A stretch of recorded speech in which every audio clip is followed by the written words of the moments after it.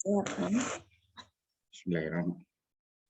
Bismillahirrahmanirrahim. Assalamualaikum warahmatullahi wabarakatuh. Waalaikumsalam. Alhamdulillahirabbil alamin wa bihi nasta'inu ala umuri dunya waddin. Wa sholatu wassalamu ala asrofil anbiya'i wal mursalin wa ala alihi wa ashabihi ajmain, amma ba'du.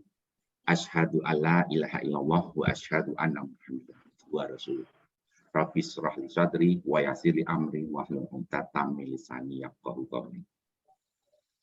Yang terhormat dan yang kami hormati Ustadz Nanung Danardono. Terima kasih Ustadz Nanung sudah berkenan untuk bisa hadir di Yom Sabtu pagi pengajian Ngadem Gatu. Sedikit tentang Ustadz Nanung, yaitu beliau masih mengajar di Fakultas Peternakan UGM, ya Ustadz.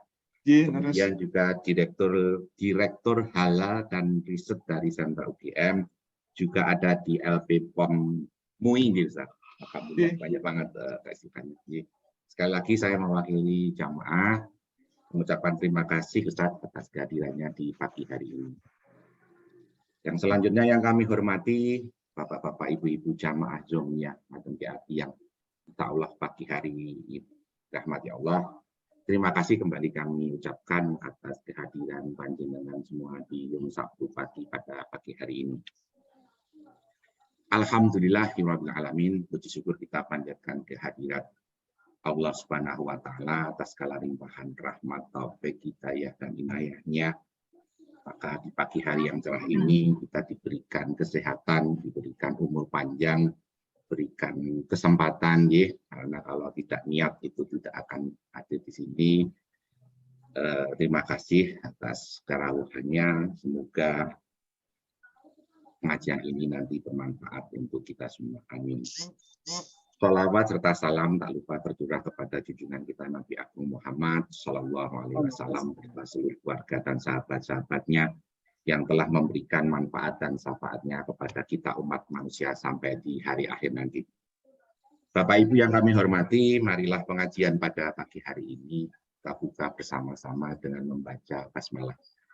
Bismillahirrahmanirrahim. Bismillahirrahmanirrahim. Selanjutnya, monggo dibuka ya Al-Qur'annya, kita tadarus Al-Baqarah.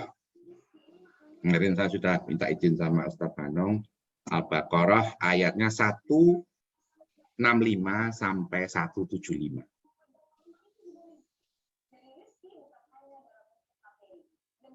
Oke, Al-Baqarah 165 sampai 175. Sudah semua? Insya Allah pagi hari ini yang meminta terus adalah Jan Wisnu Wardani dan Pak ini. Monggo Jan Wisnu. Assalamualaikum warahmatullahi wabarakatuh. Waalaikumsalam. A'udzu billahi minasyaitonir rajim. Wa minan nasi may yattakhidhu min dunillahi andadan yuhibbunahum ka hubbillah. وَالَّذِينَ آمَنُوا أَشَدُّ حُبًّا لِلَّهِ وَلَوْ يَرَى الَّذِينَ ظَلَمُوا إِذْ يَرَوْنَ الْعَذَابَ أَنَّ الْقُوَّةَ لِلَّهِ جَمِيعًا وَأَنَّ اللَّهَ شَدِيدُ الْعَذَابِ. إِذْ تَبَرَّأَ الَّذِينَ اتُّبِعُوا مِنَ الَّذِينَ اتَّبَعُوا وَرَأَوُا الْعَذَابَ وَتَقَطَّعَتْ بِهِمُ الْأَسْبَابُ. وَقَالَ الَّذِينَ اتَّبَعُوا لَوْ أَنَّ لَنَا كَرَّةً فَنَتَبَرَّأَ مِنْهُمْ. وَقَالَ الَّذِينَ اتَّبَعُوا لَوْ أَنَّ لَنَا كَرَّةً فَنَتَبَرَّأَ مِنْهُمْ كَمَا تَبَرَّؤُوا مِنَّا كَذَلِكَ يُرِيهِمُ اللَّهُ أَعْمَالَهُمْ حَسَرَاتٍ عَلَيْهِمْ وَمَا هُمْ بِخَارِجِينَ مِنَ النَّارِ.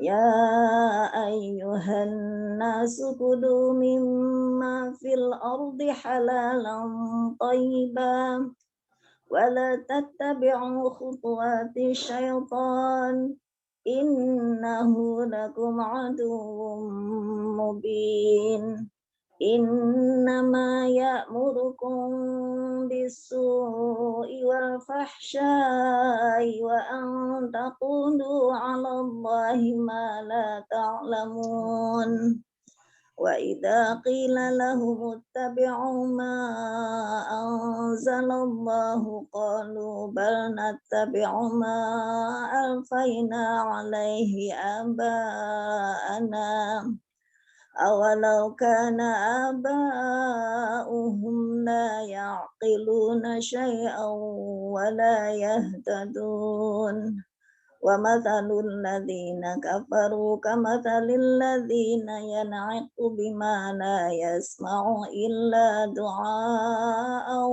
ونداء صم بكم عمي فهم لا يعقلون يا أيها الذين آمنوا كلوا من طيبات ما رزقناكم واشكروا لله إن كنتم إياه تعبدون إنما حرم عليكم الميتة والدم ولحم الخنزير وما أهل به لغير الله فمن اضطر غير باغ ولا عاد فلا إثم عليه إن الله غفور رحيم إن الذين يكتمون ما أنزل الله من الكتاب ويشترون به ثمنا قليلا أولئك ما يأكلون في بطونهم إلا النار ولا يكلمهم الله يوم القيامة ولا يزكيهم ولهم عذاب أليم أولئك الذين اشتروا الضلالة بالهدى والعذاب بالمغفرة فما أصبرهم على النار صدق الله العظيم.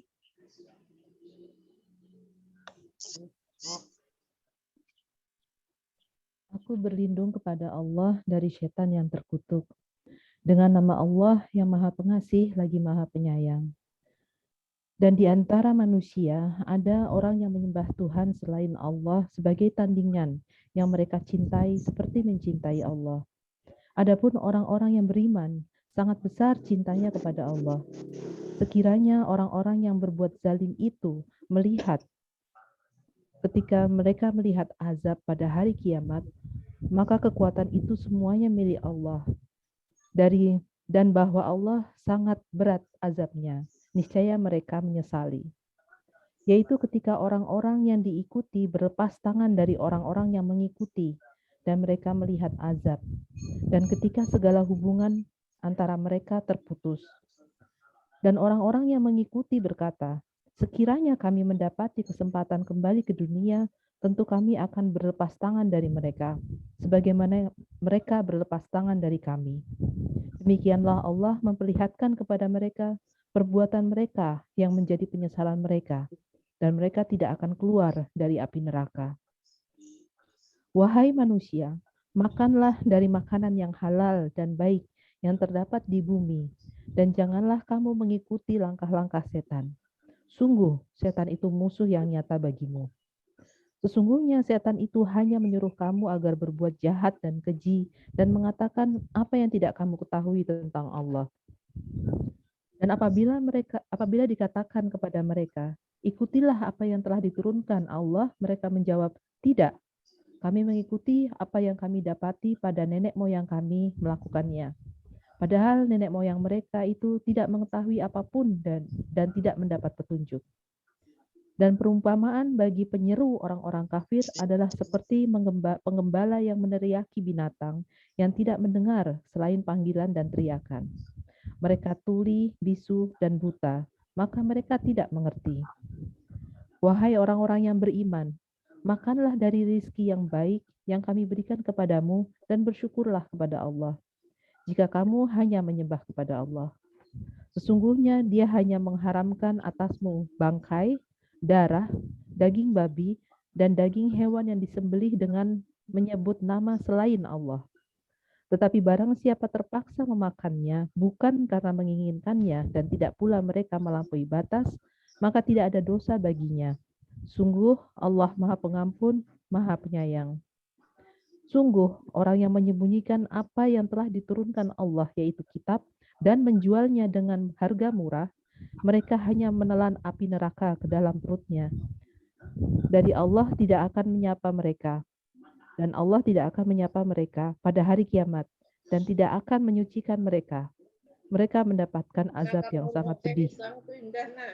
Mereka itulah yang membeli kesesatan dengan petunjuk dan azab dengan ampunan. Maka alangkah beraninya mereka menentang api neraka. Maha benar Allah yang Maha Agung. Wassalamualaikum warahmatullahi wabarakatuh.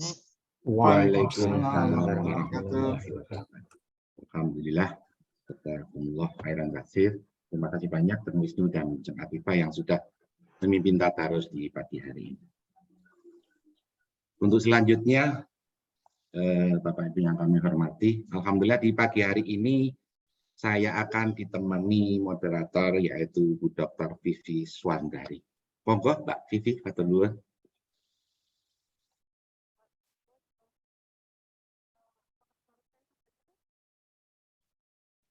Belum keluar, Jen? Suara belum masuk.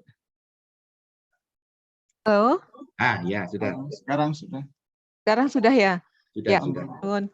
Ya, Assalamualaikum warahmatullahi wabarakatuh, Bapak Ibu Waalaikumsalam. sekalian. Matur nuwun kagem Bapak Ustadz Nanung Danardono, PhD, Direktur Halal and Research Center UGM, kemudian LP POM MUI juga Jogja. Di banyak tugasnya. Hari ini kita akan membahas topik tentang kehalalan daging yang ada di sekitar kita. Topik ini merupakan topik yang sangat penting karena sebagai seorang Muslim, sepengetahuan saya kita diharapkan untuk ikhtiar begitu ya untuk mencari makanan yang halal. Kemudian kalau untuk di Indonesia kita berpikir bahwa mencari makanan halal di Indonesia itu relatif lebih mudah. Ternyata bagi yang pernah sekolah ke luar negeri mungkin membedakan yang halal dan haram itu malah lebih mudah di sana, begitu ya Pak Ustadz ya? Ya, ya. Baiklah, mungkin semuanya tidak sabar untuk menunggu paparan dari Pak Ustadz. Monggo Pak Ustadz, waktunya dipersilakan. Kira-kira berapa menit untuk Pak Ustadz, Om Dudi? Materi ini biasa 1,5 jam, tetapi nanti 1 jam saja, insya Allah. Oh, oke. Monggo Pak Ustadz. Ya, matur nuwun. Assalamualaikum warahmatullahi wabarakatuh. Waalaikumsalam warahmatullahi wabarakatuh. Alhamdulillahirabbil alamin waladzi arsala rasulahu bil huda wa dinil haqq lidruhu ala dini kulli wa kafa billahi syahida.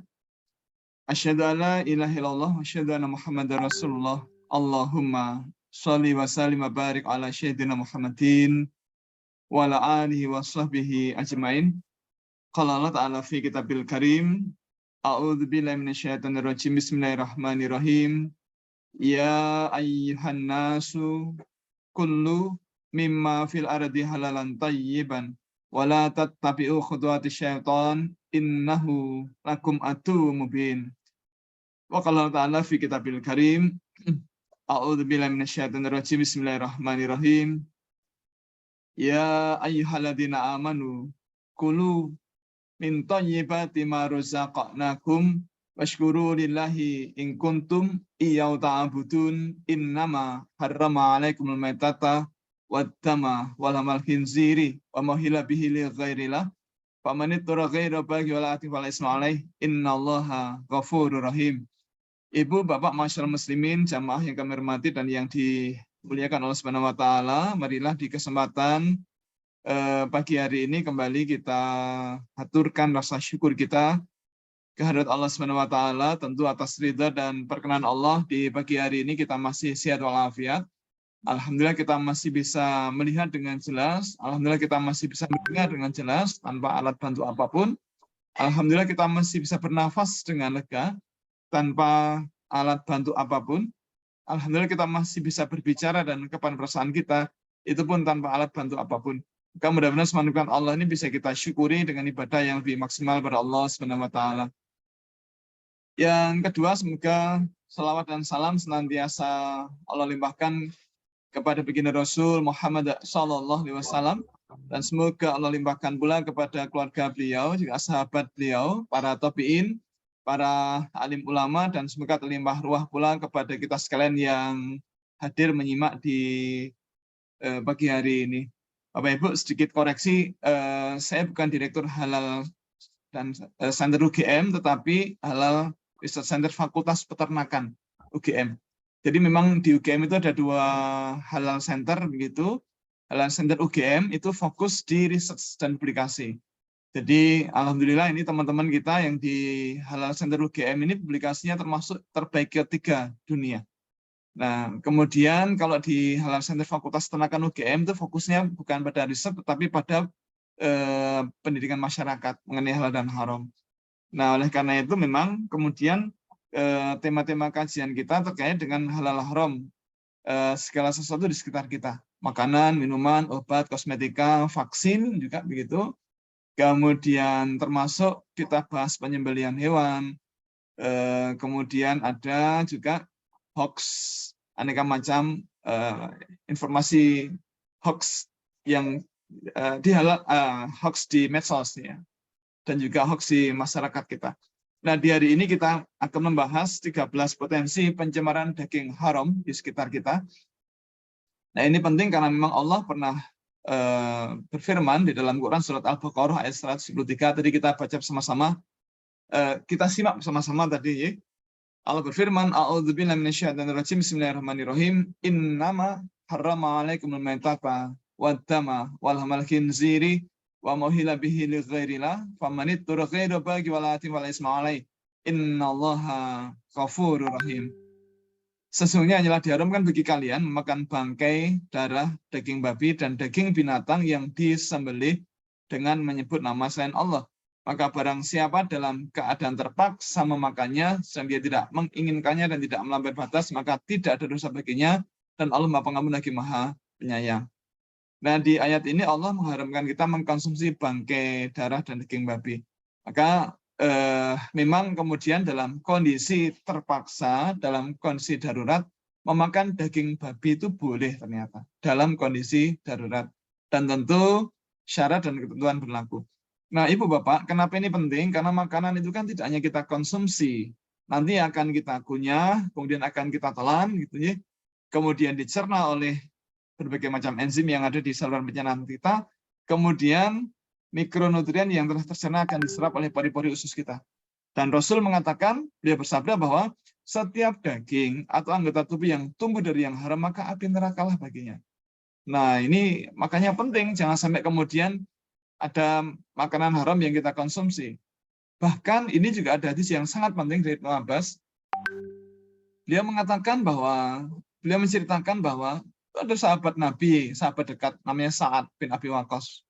Nah, beliau pernah meminta kepada Rasul untuk didoakan agar menjadi orang yang terkabul doanya.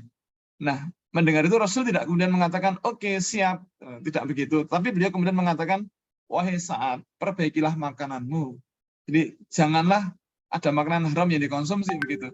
Niscaya engkau akan menjadi orang yang terkabul doanya. Jadi kalau kita menjaga makanan yang kita konsumsi tetap yang halal saja, maka doa-doa kita akan dikabulkan Allah. Dan demi jiwaku yang ada dalam genggaman Allah, gitu, sungguh jika ada seseorang memasukkan makanan haram ke dalam perutnya, maka amal-amal ibadahnya selama 40 hari tidak diterima Allah Subhanahu wa taala. Na'udzubillah min dzalik. Maka ini penting kita betul-betul menjaga makanan yang kita konsumsi maupun yang kita bawa pulang ke rumah, ataupun yang disajikan oleh ibu untuk anggota keluarga. Nah, Ibu Bapak, kadang-kadang kita masih sering salah persepsi. Dikiranya misalnya kalau yang jualan itu pakai jilbab berarti halal. Betul begitu, tidak begitu. Tadi Bu Vivi sempat menyampaikan bahwa lebih mudah kita di luar negeri mendeteksi ini halal, ini haram lebih mudah. Nah, di tempat kita ini tidak sedikit, ya. Tidak sedikit ibu-ibu pakai jilbab, tetapi ya yang dijual tidak halal. Yang pangapunten, saya auditor sertifikat halal juga tadi dengan Mas Joko Santoso. Kami auditor sertifikat halal sejak tahun 2001. Jadi sudah 21 tahun ya jadi auditor. Dan kami itu sering memergoi ada ibu-ibu yang berjilbab itu menjual makanan ternyata tidak halal. Mungkin bukan sengaja, tetapi tidak tahu. Contoh misalnya itu, nanti kita bahas. Kita bahas. Sebelum kita kemana-mana, kita nonton video dulu. Banyaknya yang menyukai olahan daging sapi menjadikan kebutuhan akan daging sapi di Indonesia sangat tinggi. Di panjenengan nampaknya? Selama tahun 2015 saja, jumlah konsumsi masyarakat terhadap daging Bapak Ibu, videonya nampak ya? Nampak tadi. Nampak. sapi mencapai 654.000 ton.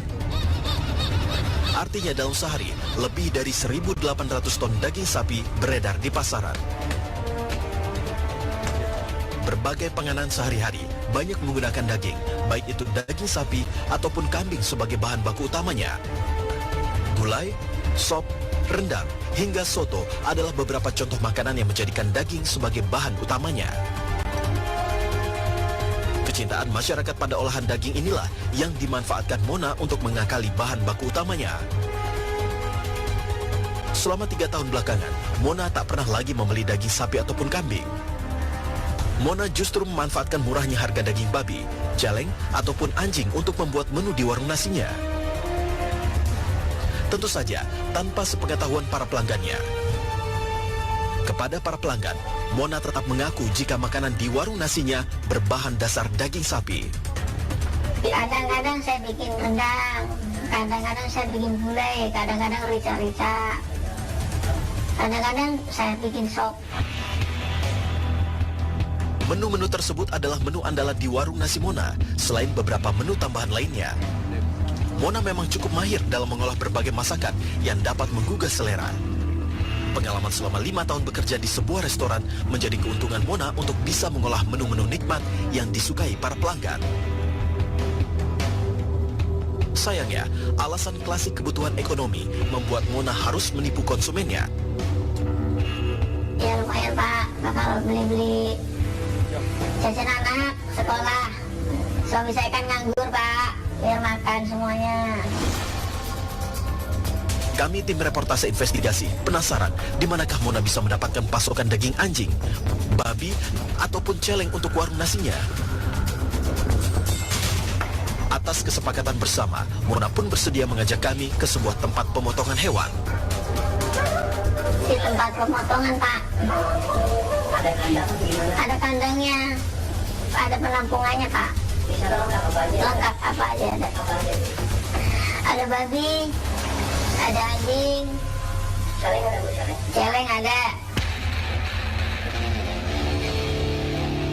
Agar tak mudah dikenali, Mona sengaja memilih tempat pemotongan yang jauh dari lokasi warung nasinya. Di tempat ini, Mona memesan beberapa kilogram daging anjing, celeng, dan juga babi. Karena penasaran, kami mencoba masuk ke dalam tempat pemotongan. Di tempat ini kami melihat banyak kandang berisi anjing liar, babi, dan juga celeng. Dari pengamatan kami, kandang-kandang penampungan ini sangat kotor. Bukan hanya penuh lumpur yang memang merupakan tempat kesukaan babi untuk tinggal, namun juga banyak sampah berserakan.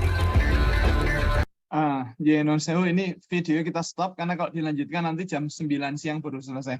Bapak Ibu, monggo ini hati-hati karena sekarang ini tidak sedikit orang yang menjual makanan yang tidak halal. Nah, maka ketika kami kumpulkan data, ternyata di sekitar kita ini ada kira-kira 13 potensi pencemaran daging haram. Itu bukan 13 tempat, tapi 13 macam. Apa saja? Nah, mari kita bahas satu persatu. Yang pertama, Bapak Ibu, monggo ini kalau masak atau mundut masakan begitu, mohon dipastikan kalau itu masakan daging, mohon dipastikan itu daging hewan halal, sapi atau kambing begitu. Dan pastikan itu bukan daging babi. Non sewu ini Bapak Ibu yang rawuh sekarang ini yang pernah makan daging babi berapa orang? Angkat tangan. Mbak Anin mungkin pernah ya, Mbak. Tapi yang lain barangkali Bapak Ibu ada yang merasa belum pernah. Itu merasa belum pernah, tetapi barangkali pernah dan itu tidak tahu. Nah, ini menarik. Nah, maka penting apa tidak ini kita belajar membedakan daging sapi dan daging babi, karena sekarang di semua kota di Indonesia ini kan ada daging babi. Bahkan di Jogja ini termasuk parah. Jogja termasuk parah. Ini boleh nggak saya terus terang, Bapak Ibu? Boleh apa tidak? Tapi boleh. Ini maaf, ini rahasia nggih. Jangan diceritakan ke orang lain. Ini rahasia. Iya. Kemarin Ramadan juga saya dapat jatah lagi setiap pekan ngisi buka puasa di Masjid Gede Kauman. Itu juga saya katakan Bapak Ibu mohon maaf ini rahasia, tolong jangan diceritakan ke orang lain. Kemarin ketika di Syuhada ya begitu, saya sampaikan ke jamaah, mohon maaf Bapak Ibu ini rahasia, tolong jangan disampaikan ke orang lain. Bapak Ibu, saya semester ini masih ngajar mata kuliah S2 di UGM, di Prodi Ekonomi Islam, mata kuliah Sains Produk Halal. Nah, ini angkatan yang ke-6. 2 angkatan terakhir sebelum pandemi, itu kami selalu mengadakan praktikum. Anak-anak mahasiswa saya minta untuk survei di Jogja, babi itu ada di mana? Di mana ada peternakan babi, kemudian dagingnya dijual di mana saja, di pasar apa saja, harganya berapa, omset penjualannya berapa, dan seterusnya. Nah, kemudian setelah 3 pekan mereka saya minta kembali ke kelas untuk membuat seminar kecil untuk diskusi untuk memaparkan hasil teman mereka. Nah, ternyata di 2 tahun terakhir itu ada info konsisten yang selalu berulang ternyata. Mereka mengatakan bahwa omset penjualan daging babi di Jogja ini meningkat di 2 event utama, yaitu 1 ketika menjelang Idul Fitri, 2 ketika banyak mantenan. Ulangi Bapak Ibu, mereka mengatakan bahwa ini semua kelompok menyampaikan hal yang sama ternyata. Mereka mendapatkan info bahwa omset penjualan daging babi di Jogja meningkat di 2 event utama, yaitu 1 ketika menjelang Idul Fitri, 2 ketika banyak mantenan. Saya sampaikan ke mereka, saya ngapusi Kak kalau lulus. Enggak Pak, demi Allah Pak, karena kami dapat infonya dari sumber asal itu Pak, dari pedagangnya langsung. Nah, ini Bapak Ibu, mohon kita berhati-hati. Kenapa kalau menjelang Idul Fitri kok banyak yang nakal? Kira-kira kenapa Bapak Ibu? Kenapa kok omsetnya malah naik? Padahal menjelang Lebaran. Ya, kenapa permintaan tinggi? Bapak Ibu, semua orang tua ketika Lebaran itu kan kepengen menyambut anak-anak yang pulang dengan masakan istimewa. Masa setiap hari itu hanya sayur lodeh terus, sayur bening terus, sayur asem terus, kan pengen sekali-sekali kan ya paling tidak gitu ya, masak daging. Nah, karena permintaan meningkat, maka kemudian ada yang nakal juga gitu. Karena harga daging sapi melejit ya. Kemarin kan sempat 150 lebih kemarin. Padahal normalnya 125. Sempat hanya dulu 120 per kilo. Terus naik 125. Lebaran itu sampai 150 per kilo. Maka kemudian ada yang nakal. Ini hati-hati. Kemudian Bapak Ibu, panjenengan ingkang remen dar bakso berapa orang? Berapa orang? Kira-kira bakso di Jogja ini aman apa tidak? Kira-kira. Nah, Bapak Ibu, saya punya sahabat baik namanya Mas Yuni Erwanto. 2 tahun di atas saya, dosen 2 tahun di atas saya. Masih muda tapi pinter. Ya. Beliau sudah profesor dan beliau rajin sholat, rajin ngaji, orang tua dihormati, cinta Islam sampai mati, yaitu anak soleh. Beliau itu rajin tahajud, rajin sholat duha, rajin sedekah begitu ya. Dan beliau mahir PCR, mahir deteksi kandungan babi pada makanan gitu. Karena dulu waktu sekolah S3 di Jepang belajar itu. Nah, beliau tertarik bakso-bakso di Jogja ini bagaimana? Aman apa tidak? Nah, kemudian beliau uji petik sampel bakso di Jogja. Tidak banyak yang diambil, hanya 20 sampel dari 20 warung. Nah, ternyata dari 20 warung itu yang ada kandungan babinya itu cuma 8. 8 dari 20 sampel itu berapa persen itu? Kan 40%, Pak. Nah, ini hati-hati. 8 dari 20 sampel itu 40%. Untuk ukuran Jogja ini parah itu. Kemudian ketika saya menyampaikan materi kajian di Masjid Al-An'am, Fakultas Kedokteran Hewan UGM. Nah, selepas ngisi kajian itu ada dosen namanya Pak Sidna mengatakan begini, Pak Nanung, yang jenengan katakan tadi di mimbar itu mirip dengan penelitian kami. Dengan beberapa masa S2 kami uji petik sampel bakso di Jogja, nggak banyak apa yang kami ambil, Pak, cuma 12 sampel. Nah, ternyata dari 12 sampel itu yang ada kandungan babinya, pas dicek menggunakan PCR, itu hanya 6, Pak. Jadi 6 dari 12 sampel itu kan separuh, Pak. Maka ini parah kalau untuk ukuran Jogja. Ya. Maka monggo ini hati-hati, jangan sampai ada di antara kita yang kemudian terjebak. Nah, maka kira-kira penting apa tidak kita belajar membedakan daging sapi dan daging babi, Bapak Ibu? Penting nggak kira-kira? Penting. Oke, mari kita belajar, ya. Kita belajar membedakan daging sapi dan daging babi. Kira-kira dari apanya, Bapak Ibu? Kira-kira dari apanya? Serat. Serat, terus yang kedua? Warnanya. Apanya, Bu? Warna. Pertama serat, 2 warnanya, 3 Tahu apanya susunan lagi? lemak. Lemaknya, betul, 4 apa lagi? Baunya. Apanya, Pak? Bau. Baik, Bapak Ibu, mari kita belajar bersama-sama, kita belajar membedakan daging sapi dan daging babi ketika masih mentah maupun sudah matang. Monggo kalau dirasa penting silakan dicatat. Oh, tapi sudah direkam ya. Tapi nggak apa-apa, kalau nyatet kan jadi ingat ya, karena kita mendengar, tangan mencatat, kemudian mata juga melihat gerakan tangan kita, maka jadi ingat terus. Bapak Ibu, ada beberapa cara yang bisa kita pakai untuk mengetahui atau membedakan ini daging sapi, ini daging babi. Dan ini penting karena sekarang di hampir semua pasar tradisional, bahkan di Jogja ini ada daging babi. Ya. Pasar Keranggan, pasar Beringharjo, Giwangan, Demangan. Hampir semua pasar tradisional di Jogja itu ada daging babi. Maka cara yang paling mudah, ini yang pertama, cara yang paling mudah untuk mengetahui ini daging babi adalah dengan melihat tulisannya, sedia daging babi. Nah, itu kan paling gampang. Tapi kalau tidak ada tulisannya, mohon perhatikan warnanya.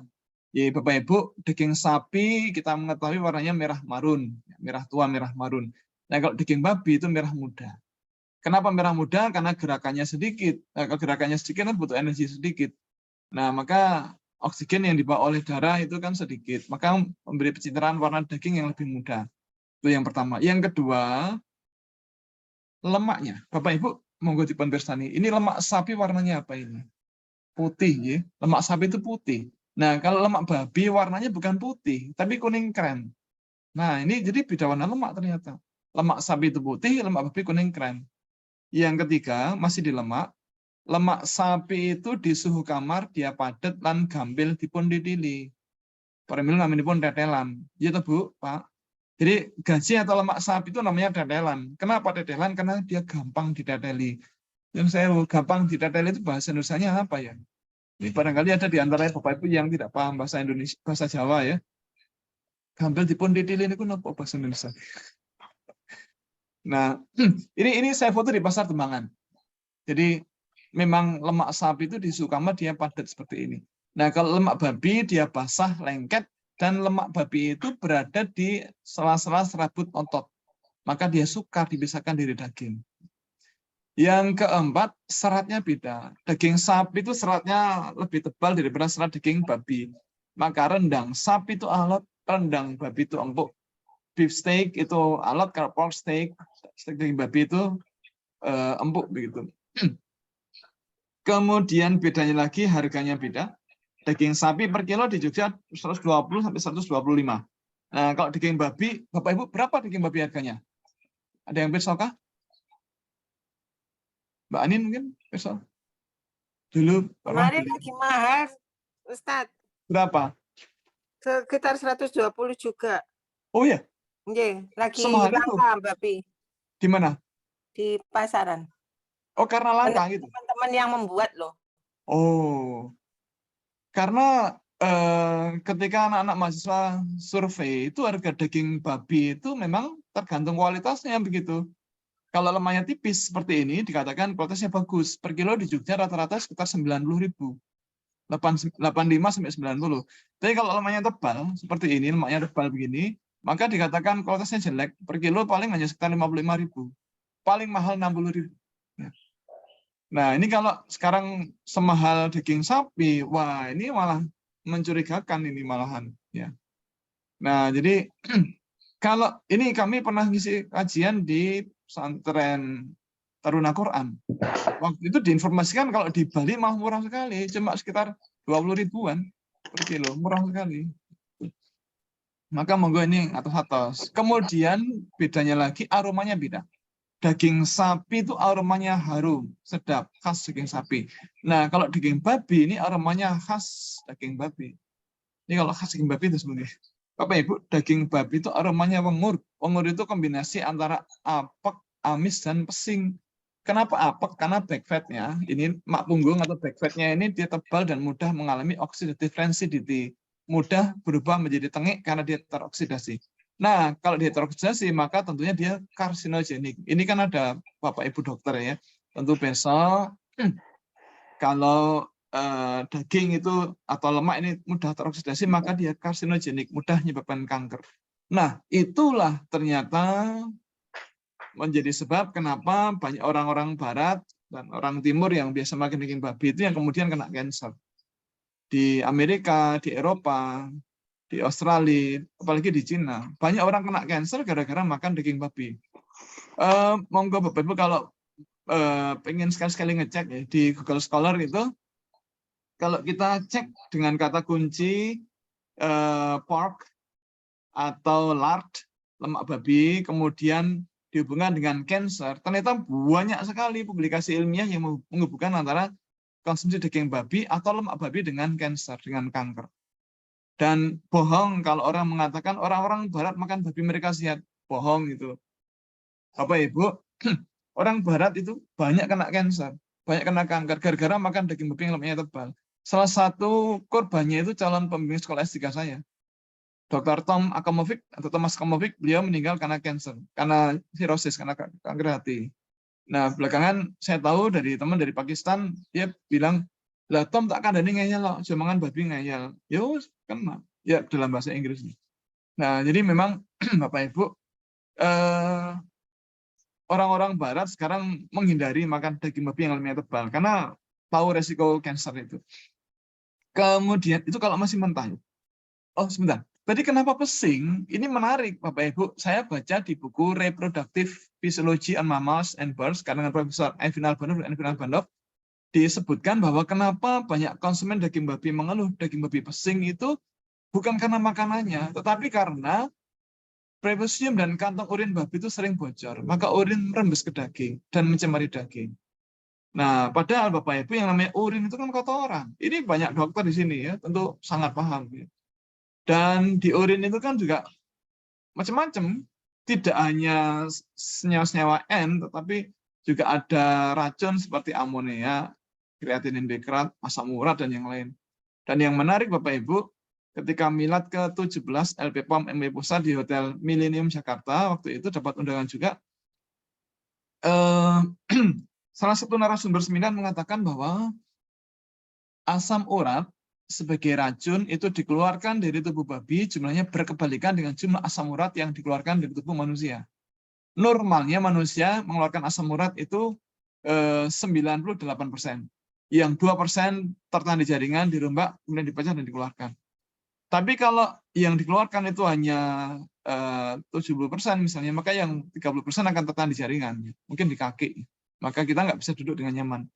Tapi kalau babi, ternyata yang dikeluarkan itu hanya hanya 2%, yang 98% itu malah merembes ke daging. Nah, maka mencemari daging. Dan Bapak Ibu, ini barangkali ada yang bukan dokter ya. Tentu ya mungkin sempat nanya asam urat.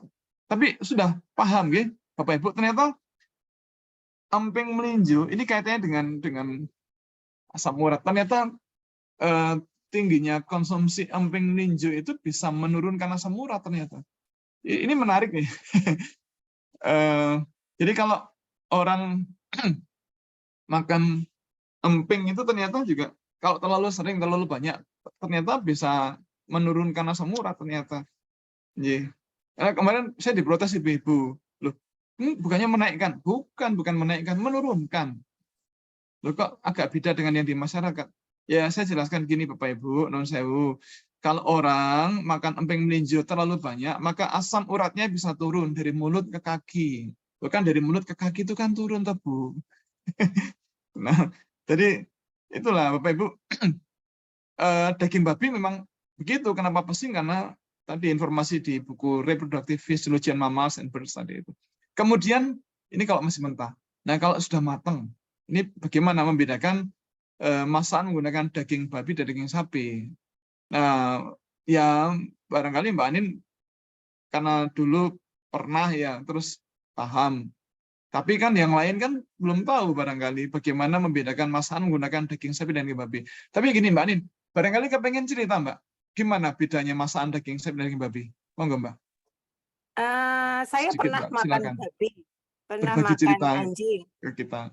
Lo pengalaman hidup panjenengan luar biasa. Gimana Mbak? Saya pernah makan babi, pernah Barangkali makan berkenan. daging anjing juga. Memang kalau Belum ya? babi itu Atau mungkin baru ke lebih belakang. Iya Bapak Ibu, ada beberapa cara untuk membedakan daging masakan menggunakan daging sapi dan daging babi. Pertama dari aromanya. Bapak Ibu tentu sangat paham yang biasa masak atau menikmati masakan daging sapi itu aromanya harum, sedap. Tapi kalau menggunakan daging babi aromanya enak, gak enak. Enak, apalagi aromanya tebal. Satu. Yang kedua, Bapak Ibu, kuahnya beda. Kuah masakan yang menggunakan daging sapi itu bening atau encer. Tapi kalau menggunakan daging babi, kuahnya sangat kental, sangat berminyak, ngelanyit, kelinter-kelinter. Kemudian yang ketiga, yang tidak bisa menipu itu uap atau asap masakannya. Bapak Ibu, kalau menggunakan daging sapi, itu uapnya tipis dan naiknya itu cepat ya. Kesannya itu seperti ringan begitu. Tapi kalau menggunakan daging babi, uapnya sangat banyak, kemutuk dan nggak naik-naik. Jadi kesannya seperti berat. Maka kalau panjenengan misalnya di restoran babi itu seringkali ada exhaust fan yang nyedot dan membuang uap itu ke atas, dibuang. Karena kalau tidak itu nanti bukan mencemari, jadi itu chefnya jadi nggak bisa bernafas karena terlalu banyak asapnya. Itu. Kemudian Bapak Ibu yang kedua, mohon hati-hati kalau mundut frozen food. Nah, kalau mundut frozen food mohon hati-hati karena tidak sedikit produk-produk yang menggunakan daging babi. Nah, kami sekeluarga kalau beli frozen food itu hampir selalu di Paris Frozen Food di Jalan Parangtritis. Kenapa kok di situ ya? Pertama jelas arah pulang, kan? Itu yang pertama. Yang kedua, hampir semua produk yang dijual di sana punya sertifikat halal. Nah, jadi kita tinggal milih, kita cek, oh sudah ada sertifikat halal, aman ya. Yang ketiga, ternyata kami baru tahu pemiliknya itu pengurus takmir masjid Ja'far Al-Bashir yang seberang jalannya itu. Nah, Bapak Ibu mohon hati-hati karena kadang-kadang di frozen food itu juga dijual pork frankfurter, jadi kayak sosis yang besar ya. Apalagi ada kata-kata pig sausage, jadi sosis babi ya, jelas sekali. Terus pepperoni, Bapak Ibu, pepperoni itu zaman dulu memang identik dengan daging babi, apalagi declare sebagai pork pepperoni. Nah, ini jelas. Bratwurst itu ada yang halal, tetapi kalau ada kata-kata pork di situ ya jelas kan. Terus sandwich, monggo Bapak Ibu kalau menurut sandwich hati-hati ya, dicermati tulisannya atau isinya dan seterusnya. Bakso babi juga banyak ya, hati-hati. Maka monggo kalau mundut frozen food di Persani ada atau tidak logo halalnya. Kalau ada silakan dibeli, kalau tidak tinggalkan. Kemudian tadi Bapak Ibu, penelitian Mas Profesor Yuni Irwanto tadi barangkali terkait dengan penggilingan daging. Saya dapat info dari banyak orang, banyak itu lebih dari 3, bahwa penggilingan daging sapi di Pasar Beringharjo itu ada yang campur babi. Pasar Beringharjo ada yang campur babi.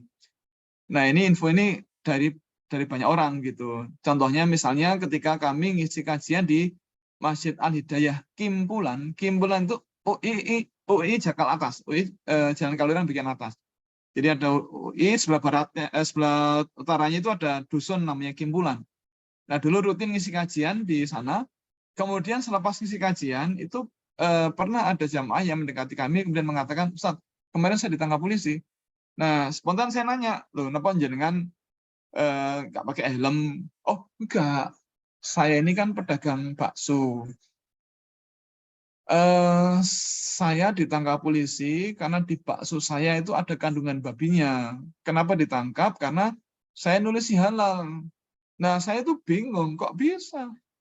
Padahal demi Allah, saya tidak pernah mencampurkan daging babi atau mengoplos daging babi dalam bakso saya, nggak pernah. Dan saya tidak pernah pakai daging babi, tidak pernah pakai jeruan babi, tidak pernah pakai tulang babi, tidak pernah pakai kaldu babi, tidak pernah pakai bahkan babi-babian yang jadi plastik pun tidak pernah. Tapi kenapa kok saya bisa kena rahasia itu? Nah, ketemu jawabannya barusan tadi. Loh, maksudnya bagaimana? Ya, dulu saya biasa kulaan. Bapak Ibu, kulaan itu apa? Apa ya kulaan bahasa Indonesia ya? Apa ya kulaan itu ya? Tapi bisa panjenengan ya. Jadi dulu saya biasa kulaan daging itu di Pasar Beringharjo, kemudian saya gilingkan di dekatnya. Di dekatnya. Nah, jadi karena ada penggilingan daging sapi yang campur babi, maka dapat itu ya. Nah, hati-hati. Nah, Bapak Ibu, itu terus beberapa masa sebelum pandemi COVID, itu saya masih jadi pengurus MES, DI, Masyarakat Ekonomi Syariah. Nah, kami itu pengen agar di Jogja ini ada pasar halal. Apalagi historical market seperti Beringharjo, kalau jadi pasar halal kan cantik sekali itu. Dan pasti akan ditiru tempat-tempat yang lain. Ya. Nah, kami kepengen pasar Beringharjo menjadi pasar halal. Nah, kemudian difasilitasi oleh pimpinan BI Jogja, kami dipertemukan dengan banyak stakeholders, termasuk anggota dewan, pengurus pasar, kemudian pengurus IPHI, persaudaraan hotel ya. Pengusaha hotel Jogja, dan yang lain-lain.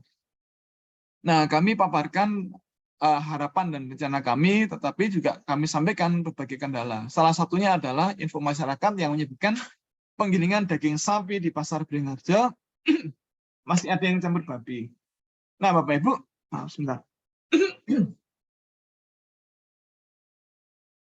Nah, Bapak Ibu, di luar dugaan, ketika mikrofon itu diserahkan kepada pengurus pasar, mereka mengatakan bahwa iya memang masih ada penggilingan yang campur gitu.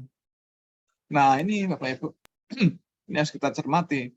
Nah, itu Pasar Beringharjo, beda dengan pasar Patok. Bukan betul Patok. Bapak Ibu, pasar Patok itu di mana? Ada yang bisa? Pasar Patok di mana? Upasan Ngaler. Ada yang bisa? KO ke utara itu kan. Pasar Patok itu. Malioboro ke Ya di Patok ya. Bukan di Lemangan atau di Kota Gede. Pasar Patok. Patok itu ada 2 ya. Ada apa namanya? Patok yang Jalan Piungan dengan Patok yang di Jalan Bayangkara. Nah, Bapak Ibu, yang di Jalan Bayangkara, ini yang dimaksud yang Jalan Bayangkara ya. Nah, Bapak Ibu, kalau penggilingan daging sapi di Pasar Beringharjo ada yang campur babi, yang di Pasar Patok itu tidak ada yang tidak campur. Berarti semuanya campur babi. Nah, jadi ini Bapak Ibu memang harus hati-hati karena kalau misalnya nih, Bapak Ibu mohon dipersani alat penggilingan daging ini. Ini ada rongga-rongga di dalam ya. Nah ini kira-kira mau apa tidak? Petugas jasa penggilingan daging itu mencuci alat penggilingannya 7 kali dengan air dan salah satunya dengan tanah setiap kali selesai menggiling daging babi. Mau apa tidak? Kira-kira apa Ibu? Mau apa tidak? Enggak Nggak ya. mau. Mau. Nggak mau, Pak. Nggak mau, Pak. Nggak mau. Maka Bapak Ibu, kalau ada yang pedagang masakan itu menggilingan dagingnya di pasar Beringharjo, itu ada potensi tercemar. Tapi kalau menggilingan di pasar Patok, maka tidak ada yang tidak kecampuran. Ya, jadi semuanya campur. Nah, maka monggo Bapak Ibu, ini kira-kira masakan apa saja yang menggunakan daging giling, Bapak Ibu? Bakso, terus apa malih? Bakso, Rendang. rendang apa digiling? Semur daging giling biasanya Ustaz. Oh, burger, galantin, rolade, gitu. Sosis, lumpia Solo, apa malih? Spaghetti, apa malih? Apalagi? Nah, banyak kan ya. Cornet beef, termasuk nugget.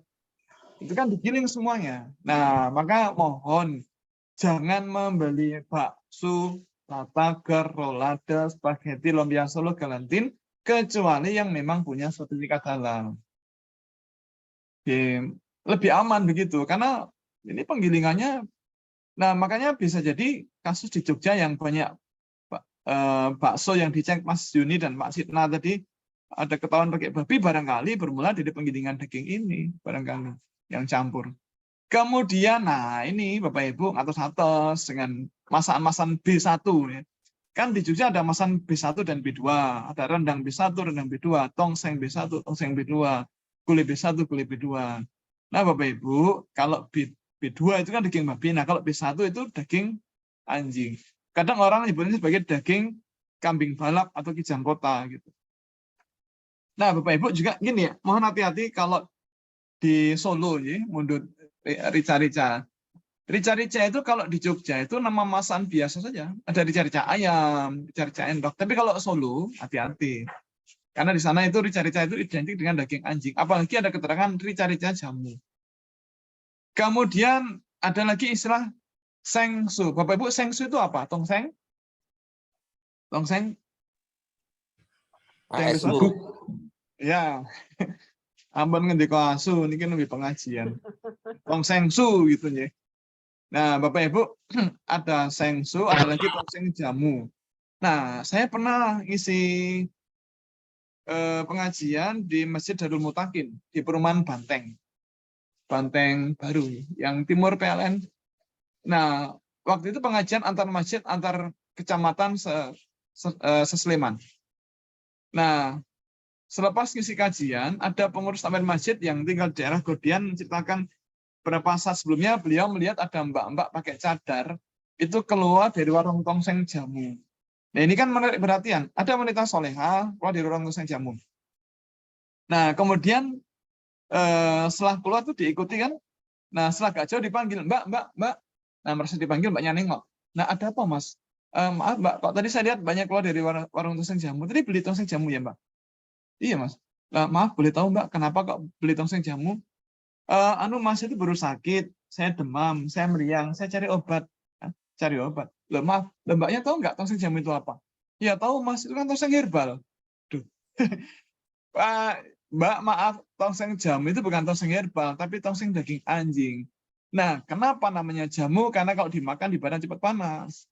Nah, mbaknya tidak tahu karena dia bukan orang Jawa. Jadi istilah-istilah begini tidak paham. Dan dia belum pernah bergabung ngaji di sini, jadi tidak tahu. Terus Bapak Ibu kalau pas dinas di Manado itu ada warung RW. Nah ini beberapa di antara panjenengan tentu sampun pirsa warung RW itu bukan RT RW kelurahan, bukan. Tapi warung RW di Manado itu ternyata singkatan dari rintik wuuk. Masakan khas menggunakan daging anjing, rintik wuuk. Nah, tetapi ini di Jogja ini kan juga ada. Bapak Ibu di mana di Jogja ada warung-warung daging anjing ini? Ada yang peso di mana? Di Jogja. Jetis. Jetis sebelah mana? Depannya STM. agak ke utara tuh nggih, barat jalan Iya, itu iya. judulnya Iya, warung betul. 11. Warung 11. Depan Uka Satu. Dewi itu. Depan Uka Demangan, Dewi. Ustaz. Pundi-pundi? Demangan. Demangan. Sebelah mana? Nggih, Sebelah mana? Demangan. Jadi wismanya itu di Puri Arta Hotel itu. Oh, nggih. Nah, itu lurus ke timur, terus mentok Nggih. ke Olifanto ke Nggih. kan Cepet belok juga, kan? sedikit, terus ke timur itu. Oh, kok Itu apal kan itu? ada. Lah wong Apal. kerjane kan riku to. Daerah Jadi riku memang to. itu maksudnya di dekatnya gitu. Kerjanya ten riku Enggak, pasti di dekat dekatnya. situ. Bukan Jenengan kulino amor kok nggih. Oh iya, Juleha. Juleha. Terus di mana lagi? Depan bioskop Mataram. Betul, timur jalan. Iya. Itu kan judulnya Rarut lah itu. Ya, cuma angkringan. Iya. Enggak, judulnya kan warung Rarut. Itu laris banget ya ternyata. Ya Allah. Terus ini juga Pasar Terban. Terus Terminal Bis Condong Catur. Terus Bapak Ibu ini di dekat SMA 1 Depok, Sleman, Bebersari. Itu juga ada warung RW. Nah, non sewu, mohon maaf, itu jangan salah paham ya. Itu bukan Rintek Wuuk, bukan. Tapi itu Raja Waung. Padha mawon nggih. Raja Waung ya, padha mawon. Nah, maka monggo ini ngatos-atos, Bapak Ibu jangan sampai kemudian kita terjebak membeli yang tidak halal.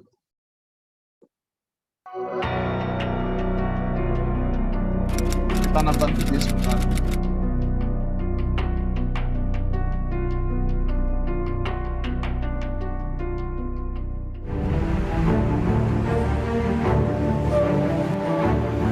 Kalau kita mau lihat di Indonesia, ya yang terdekat dari sini aja lah. Misalnya di Solo ada 100 warung. Satu warung itu butuh 4 anjing.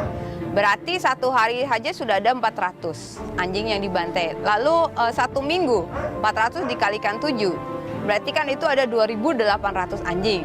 Lalu satu bulan itu ada 11.200 anjing yang dibantai. Dan kalau mau dikalikan lagi, satu tahun ada 134.400. Dan itu hanya di Solo aja. Gimana dengan di Jogja? Masih ada kota-kota lain yang membolehkan yang ada banyak pedagang daging anjing ini. Ada Jogja, di Jakarta, di Bali bahkan juga sekarang banyak sekali. Lalu di Manado, di Karanganyar, di Semarang pun sudah ada satu tempat yang jual daging anjing di mall. Nama saya Sunarto. Profesi saya penjual rica-rica guguk. Ini anjing peliharaan saya, namanya Blacky. Ada 4. Grabias, daging goreng, sama tongseng, sama rica-rica.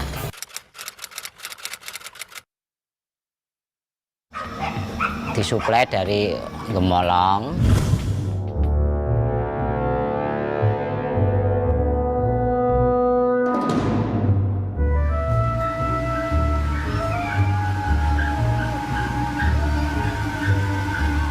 Ya, mereka kemari naik sepeda motor pakai bronjong. Saya dipasoknya tiap hari 3. Bahkan kalau rame bisa tambah.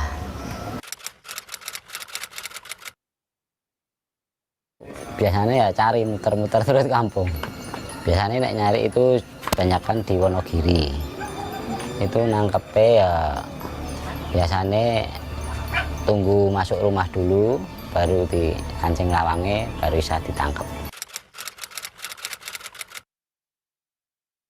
Semua kalangan nih saya kira yang pernah di tempat saya, dari anak kecil, entah laki entah perempuan, terus dewasa, remaja, muda-mudi, yang tua-tua aja. Oke, Bapak Ibu, suka. maka ini monggo ngatos-atos ya, karena nampaknya semakin banyak ini orang yang menjual makanan yang tidak halal di sekitar kita gitu. Kemudian yang kelima, nah ini nampaknya kita 5 dulu ya, 5 dulu, karena ini waktunya kan sudah hampir jam 7. Padahal ini saya lihat di chat room ini pertanyaan kok banyak sekali. Ini nyekso, banyak banget. Kita 5 dulu ya. Nanti yang nomor 6 sampai 13 kapan-kapan kalau ada waktu lagi ya. Nah, jadi Yang kelima, monggo Bapak Ibu, kalau ini terutama ibu yang masak ya, masak daging ayam, itu mohon dipastikan itu daging ayam sehat, bukan daging ayam tiren atau bangkai. Ayam tiren atau mati kemarin ini adalah ayam yang matinya bukan karena disembelih. Nah, Bapak Ibu, mari kita belajar ya, membedakan itu. Tapi sebelum belajar kita lihat video ini dulu. Berkat informasi dari masyarakat, jajaran unit Satintel Brimopolda DIY berhasil mengungkap kasus penjualan daging ayam tiren alias bangkai pada Kamis siang di salah satu rumah warga di Dusun Plemantung, Sidomulyo, Bambang Lipuro, Bantul, Yogyakarta. Sukardi selaku pemilik rumah yang diduga sebagai pelaku pengolah daging tak layak konsumsi ini terus mengelak saat petugas dari Satintel Brimopolda DIY bersama petugas kepolisian Polsek Bambang Lipuro dan Dinas Kesehatan Bantul memeriksa dapur yang kesehariannya ia pakai untuk menjalankan praktek haram tersebut. Bau menyengat khas bangkai pun langsung tercium saat memasuki ruangan yang tampak kotor ini. Dalam penggerebekan tersebut, petugas menemukan 7 ekor bangkai ayam yang telah dikerubungi lalat dengan kondisi daging yang sudah membiru serta jeroan anjing yang sedang direbus di tempat penggorengan. Daging dan jeroan ini sehari-hari dijual Sukardi ke sejumlah pasar tradisional di Bantul secara berpindah-pindah. Namun, beberapa pembeli terkadang datang mengambil langsung ke rumahnya lantaran harga yang ditawarkan lebih murah dibanding lainnya. Untuk mengelabui pembeli, ayam tiren tersebut dijual dengan diakui sebagai daging ayam biasa. Sementara jeroan anjing dijual dengan diakui sebagai jeroan iso daging sapi. Maka monggo ini Bapak Ibu kita belajar membedakan daging ayam sehat dan ayam tiren. Bapak Ibu, ini antara yang kanan dan yang kiri, ini sama atau beda ini? Bapak Ibu, kira-kira yang kanan dan yang kiri ini sama atau beda? Beda. Beda ya. Nah, pertanyaan saya, di antara yang kanan dan yang kiri, yang sudah mati yang mana? Yang kiri. Yang Mati. mana? Mati. Kiri. Mati Yang dua-duanya itu. Itu dua-duanya sudah mati. Jangan terjebak dengan pertanyaannya. Iso-iso goro-goro. Jadi Bapak Ibu ini sama-sama sudah mati. Cuma ini yang kuning ini kan dari ayam masih hidup, sehat, kemudian disembelih secara syar'i, maka penampilan seperti ini. Nah yang sebelah kiri ini ayam tiren. Matinya bukan karena disembelih, tapi karena dipatahkan tulang lehernya. Nah, mari kita belajar membedakan daging ayam sehat dan ayam tiren. Bapak Ibu, yang pertama dari kulit. Ayam sehat itu kulitnya kuning bersih, seperti ini, bersih, cerah. Tapi kalau ayam tiren, warna kulitnya itu putih kebiru-biruan. Agak kelabu begitu. Kalau orang Jawa mengatakan biru erem. Satu. Yang kedua, tekstur kulit ayam sehat itu halus. Kenapa halus? Karena ketika dia masih hidup, kemudian disembelih secara syar'i, darah keluar maksimal, terus mati sempurna, kemudian direndam air panas, dicabuti bulu-bulunya, maka pori-pori bekas cabutan bulunya segera menutup rapat lagi. Tapi kalau ayam tiren, matinya kemarin, entah pekan lalu, maka ketika direndam air panas, dicabuti bulu-bulunya, maka pori-pori bekas cabutan bulunya tidak nutup lagi. Kenapa? Karena sel dan jaringan kulitnya sudah mati lama, dia nggak nutup lagi. Yang kedua. Yang ketiga, sendi-sendi ayam sehat ini lentur. Kalau ditekuk-tekuk itu lentur, dia elastis. Tapi kalau ayam tiren itu kaku, mengkangkang. Yang keempat, kalau dikelupas kulitnya, nampak bahwa daging ayam sehat itu merah muda, bersih. Nah, kalau ayam tiren warna daging yang merah tua, kecoklatan. Bahkan di balik lipatan sayap dan lipatan paha, kadang-kadang kita beruntung bisa melihat ada hitam-hitam di situ, darah terjebak tidak bisa keluar. Kemudian harganya tentu beda. Bu, ayam potong sekilo berapa sekarang di Jogja? 30 berapa sekarang? Ada yang besok kah? Berapa? Ayam 50-an, Ustaz. 50 lebih. Masuk 50? 35. 35, 37. 35. Ya 35. Kemarin sempat turun jadi 32. Ramadan, Lebaran itu sempat tinggi. Di atas 40. Ya. Tinggi kemarin, tinggi banget. Ada yang ngambil 50 malahan. Nah, kalau sekarang kembali turun jadi 32, 35. Kalau ayam tiren berapa, Bu? Ada yang besok? Kalau ayam tiren lebih mahal atau lebih murah? Murah.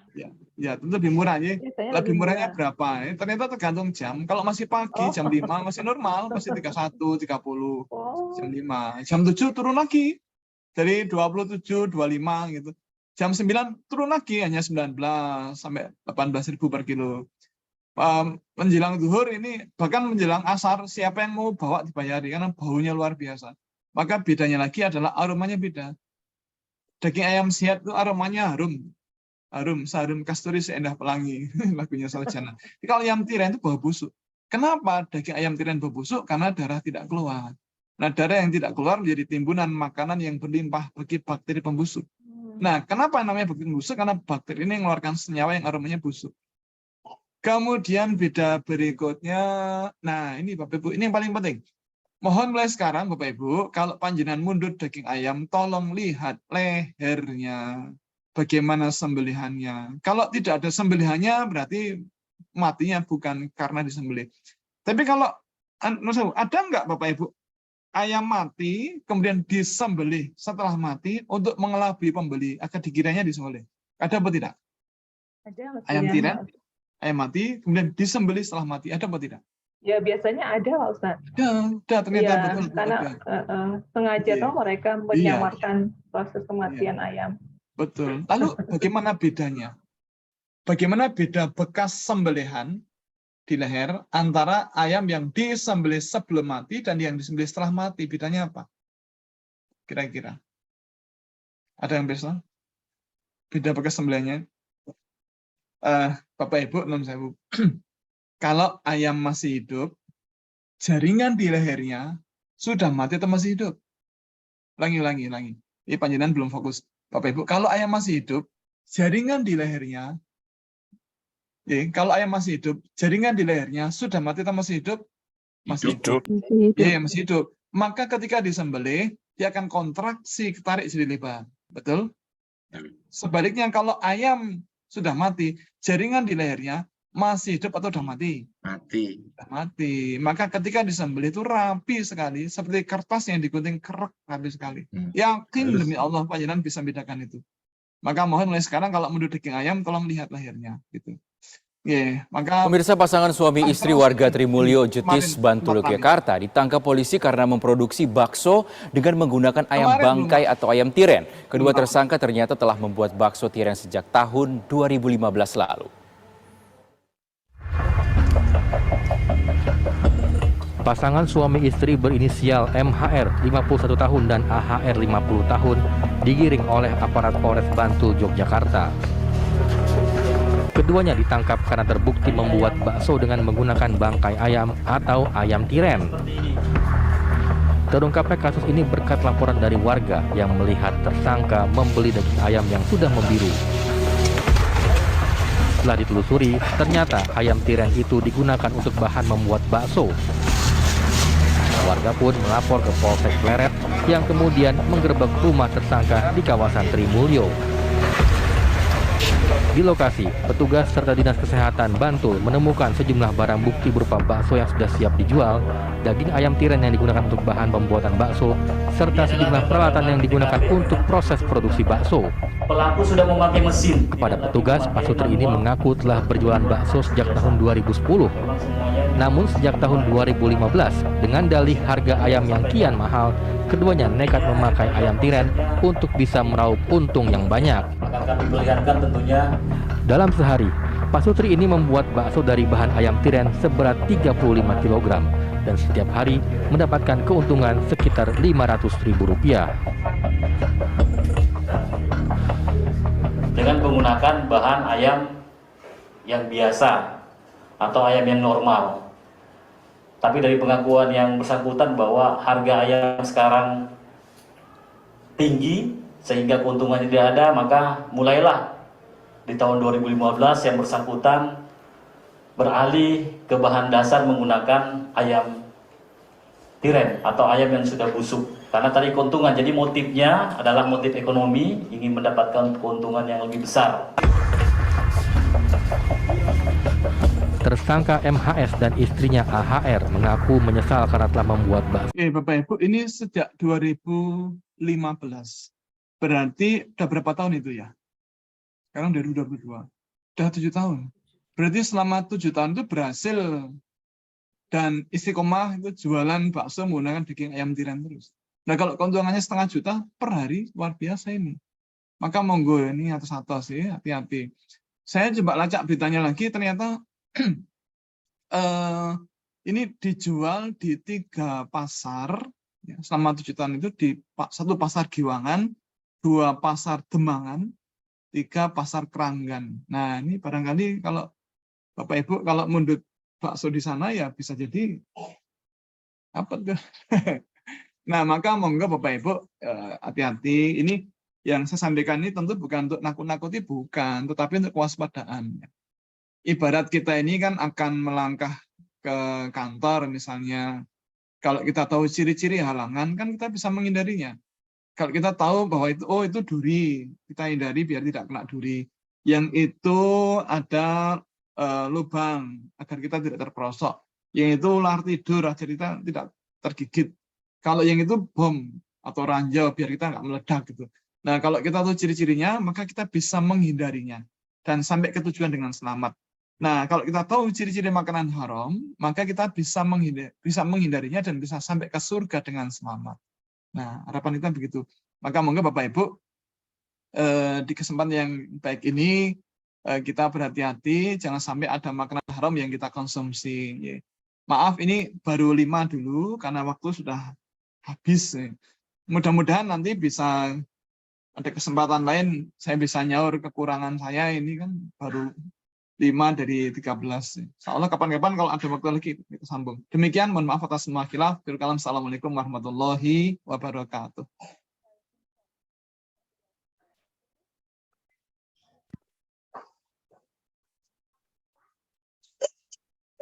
Halo, ya, waalaikumsalam warahmatullahi wabarakatuh. Matur nuwun sangat Pak Ustadz Nanung Danadono. Paparannya sangat menarik dan membuat kita menjadi lebih waspada dan kira-kira mau cepat mempraktekkan nih kalau ke pasar nanti. Baiklah, di sini langsung ada yang tertarik untuk bertanya ini. Sudah ada Ibu Wisnuwardani, kemudian ada Mbak Anin, kemudian baru 2 dulu. Kepada Ibu Wisnuwardani, saya persilahkan, monggo Bu. Ya, alhamdulillah, syukuran Ustadz atas penjelasannya. Mau bertanya Ustadz. Iya, monggo Ibu. Ustadz, maaf ya kalau orang yang tidak punya wewenang di kehalalan itu kira-kira kalau memaparkan hal seperti ini bermasalah enggak ya Ustadz ya? Harusnya Karena, tidak. Kenapa? Harusnya tidak, apalagi kan sekarang Undang-Undang Nomor 14 Tahun 33, Undang-Undang Nomor 33 Tahun 2014 ini kan sudah jelas bahwa ke depan nanti semua produk yang dijual di Indonesia harus bersertifikat halal. Nah, jadi harusnya nggak ada masalah.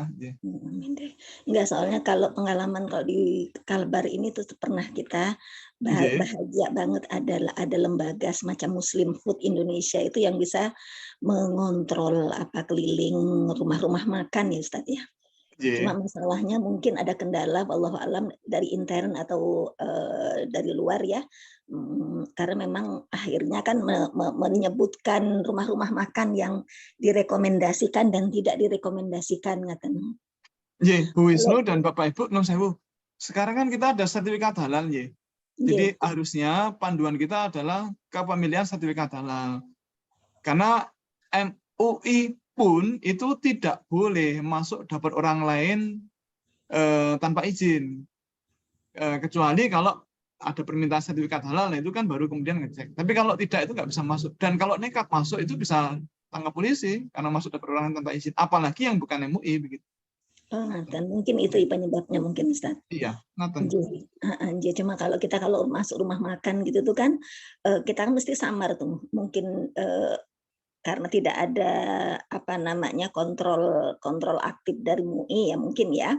Tapi kan mereka melabelin sendiri halalnya. Ternyata halalnya itu masih dipertanyakan. Betul. Hukumnya kita makan daging yang tidak paham itu, misalnya gini, kita ragu tapi kita memakan barang itu karena kan penjualnya banyak yang Cina kalau di Pontianak, Iya.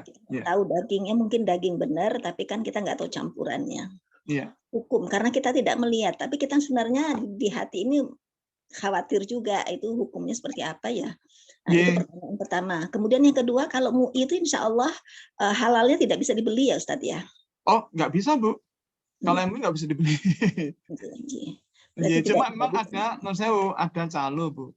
Ada calo yang kemudian pura-pura mengatasnamakan MUI, kemudian minta mahal. Ya, kami pernah memergoi beberapa orang di antaranya.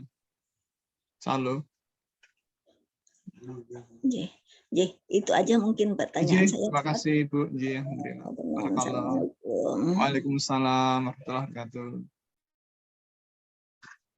Kita maksimal jam 7:15 ya, barangkali ada pertanyaan. Iya, baik. Mungkin menyambung pertanyaannya Bu Wisnu, berarti apa yang bisa dilakukan kita sebagai masyarakat awam Pak Ustadz? Kalau kita masuk ke bakso, ke dapur orang, kemudian ngecek, kemudian kita kasih berita, kemudian dianggap itu merugikan gitu, sebagai masyarakat kita bisanya apa gitu sebelum berlanjut ke pertanyaan kedua. Ngaten Bu Vivi. SOP kita ketika membeli makanan komersial itu ya kita cermati, kita lihat ada nggak logo halal resminya. Kalau tidak ada logo halal resminya itu bukan haram tidak, tetapi status skalanya tidak jelas. Status skalanya tidak jelas. Nah, Rasul kan berpesan kalau ada yang samar-samar ya tinggalkan gitu. Dan sekarang ini alhamdulillah di Jogja itu banyak sekali restoran yang punya sertifikat halal. Banyak di Jogja. Nah, maka karena sudah ada banyak pilihan ya kita jangan membeli yang kita tidak yakin gitu ya. Kemudian kalau dulu kita pernah makan tidak halal bagaimana? Ya nggak apa-apa. Itu kan dulu, yang penting besok jangan lagi kan gitu. Ya, baik. Terima kasih Pak Ustadz. Lanjut kita ke pertanyaan kedua dari Ibu Ani di room chat. Pak Ustadz, di Jogja ini ada penjual bakso yang memakai daging babi. Cuma tidak semua Muslim tahu. Yang saya tanyakan apakah Direktorat Halal tidak ada tindakan artinya di samping pengusaha itu mendaftarkan produknya, apakah tidak ada peran aktif dari MUI untuk turun ke lapangan begitu? Mungkin pertanyaannya Mbak Anin begitu, Pak Ustadz. Jadi memang MUI kan tidak berwenang untuk memaksa diri. Apalagi di Jogja ini kan ada yang non-Muslim gitu. Orang-orang non-Muslim kan mereka, kan saya berhak. Saya kan berhak makan daging babi. Dan orang kan boleh jualan. Lah kalau saya pengen beli daging babi gimana gitu. Nah jadi daging babi itu tidak termasuk yang dilarang dijual di Jogja. Nah, padahal mestinya ya ada aturan, tetapi memang Bapak Ibu, Badan POM itu sudah membuat aturan. Produk apapun kalau menggunakan bahan yang mengandung babi itu harus ada dua hal. Satu, ada tulisan mengandung babi. Satu. Yang kedua, ada gambar babinya kecil. Dan gambar babinya harus kecil. Kalau besar karena memenuhi label kan jadi nggak kelihatan malah. Jadi babinya harus kecil. Nah itu, kemudian warung-warung yang jual makan daging babi harus mendeklar menggunakan babi atau ditulisi babi gitu dan ada gambar babinya, itu aturannya begitu. Nah masalahnya memang ada yang menyimpang kan gitu, harusnya ya ditindak kan gitu. Ya kalau menyimpang berarti ditindak, berarti ada itu ranah kepolisian mungkin ya. Kepolisian, bukan MUI tapi kepolisian. Kalau MUI kan di luar eksekutif, yudikatif, legislatif. Kan MUI kan di luar itu. MUI tidak berwenang untuk terlibat. Berarti kita tidak bisa juga lapor ke MUI bahwa warung ini mungkin mengandung makanan tidak halal gitu, tidak bisa juga ya Pak Ustadz? Bisa Bu, bisa. Tetapi MUI nggak bisa apa-apa. Jadi kita laporkan bisa, tetapi MUI tidak bisa apa-apa. Kecuali kemudian dilanjutkan ke kepolisian. Ada indikasi menyimpang. Kalau dinas peternakan itu mereka nanti akan dalam tanda kutip membina gitu, Kalau udah nggak bisa dibina ya jadi hak publik untuk tahu kan. Oke, baik. Ada pertanyaan lagi Pak Ustadz?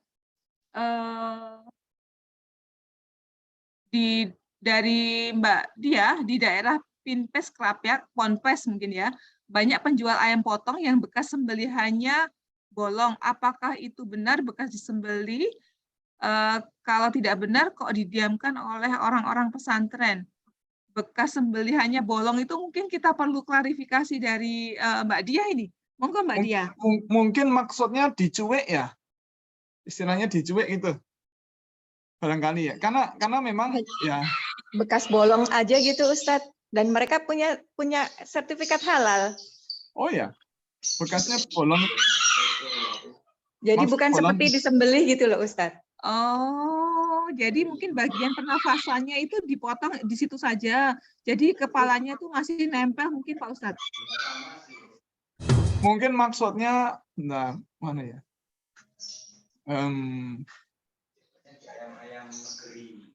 Sebentar, tariknya. Ini mungkin yang dimaksud seperti ini. Seperti ini ya? Iya, bolong seperti itu, hanya seperti itu. Itu kalau seperti itu gimana Ustadz? Ya, Bapak Ibu, ini jelas daging ayam, jelas. Tetapi ini tidak halal. Kenapa tidak halal? Karena tidak disembelih, hanya dicuek. Dicuek itu kan hanya dilukai. Nah, padahal yang namanya penyembelihan harus memutus 3 saluran di leher bagian depan. Nah, kalau semacam ini mustahil. Ini paling hanya 2 saluran barangkali. Nah, kenapa dibiarkan oleh pondok? Ya barangkali tidak memperhatikan bahwa yang semacam ini tidak benar gitu. Ya kalau pondok kan barangkali hanya tahu teorinya bangkai, darah, daging babi haram, tapi yang seperti apa barangkali kurang mencermati. Oh ya, mungkin sebagai info juga ini Ustadz untuk yang suka ayam goreng kalasan, karena mereka ini pengalaman pribadi, mereka punya sertifikat halal. Dan yang kedua, mereka juga, kan saya pernah komplain, dan mereka mengklaim bahwa mereka mendapatkan ayam itu dari rumah pemotongan yang sudah mendapatkan sertifikat halal juga, Ustadz, begitu. Jadi mudah-mudahan tidak terjadi pada rekan-rekan lain gitu. Ayam goreng di sekitar Kalasan. Bu Dia dan Bapak Ibu, ketika anak kami yang ketiga lahir, itu banyak kolega kami itu yang datang ke rumah. Ngirimi macam-macam gitu kan. Jadi budaya kita kan terus giliran memberikan oleh-oleh gitu ya. Nah kalau roti kan udah biasa, gimana kalau ayam goreng Kalasan kan gitu. Nah kemudian saya ditemani ibu saya mau nyari ayam goreng Kalasan itu. Udah meluncur sampai ke dekat Kalasan, terus saya mikir, wah halal nggak ya? Kalau nggak halal kan ironis. Kalau Pak Nanong biasa nyampaikan makanan halal haram, kemudian memberikan oleh-oleh kok nggak jelas kehalalannya. Saya berhenti, kemudian cek di HP, di daftar produk halal, maaf, daftar produk halal LPPOM MUI DIY. Ternyata di Kalasan itu, di Masjid An-Nurumi masuk ke utara, itu ada kira-kira 20 pengusaha ayam goreng Kalasan yang bersertifikat halal resmi. Ada 20 atau 21 itu di sana. Jadi di Jogja ini ternyata ada kantong-kantong makanan halal yang ikonik Jogja. Bakpia Patok itu banyak yang halal, itu kantong-kantong. Kemudian gudeg Jogja juga gitu, di daerah Barek itu banyak yang bersertifikat halal. Dan ayam goreng Kalasan. Nah, maka itu menjadi alternatif kalau kita akan membeli makanan yang bisa ke situ gitu. Itu sertifikat halalnya resmi. Ya. Nah, tapi justru saya tuh beli di situ salah satu itu Ustadz yang punya sertifikat halal. Nah kalau halal, tapi ketika itu disajikan, saya dikomplain kok ini penyembelihannya hanya seperti bolong gitu. Gitu. Nah begini Bapak Ibu, aturannya memang ketika punya sertifikat halal di penyembelihan itu yang dapat sertifikat kan penyembelihnya, juru sembelihnya. Nah jadi rahasia umum, kadang-kadang ganti orang itu tidak lapor ke MUI. Nah, yang ganti orang ini kemudian orangnya bukan yang biasa nyembelih dan tidak menyembelih secara syar'i. Nah, kalau kasus seperti itu, maka monggo nanti bisa dilaporkan ke MUI bahwa ini ada penyimpangan begitu. Atau sekarang dilaporkan ke Kementerian Agama untuk ditindaklanjuti bahwa ada penyimpangan. Jadi ada memang kita punya hak untuk dilindungi kan Ustadz, karena itu benar-benar ada. Saya minta itu sertifikat halalnya dan ada gitu. Matur nuwun Ustadz. Iya. Pripun Pak Ustadz, masih ada waktu kah? Satu lagi. Oh, satu lagi ya. Nah, ini ada Mbak Anin lagi. Ya, Mbak Anin berpendapat bahwa mungkin yang bisa kita lakukan adalah sharing warung makanan halal di kalangan Muslim sehingga tidak mundut ke sana gitu nggih.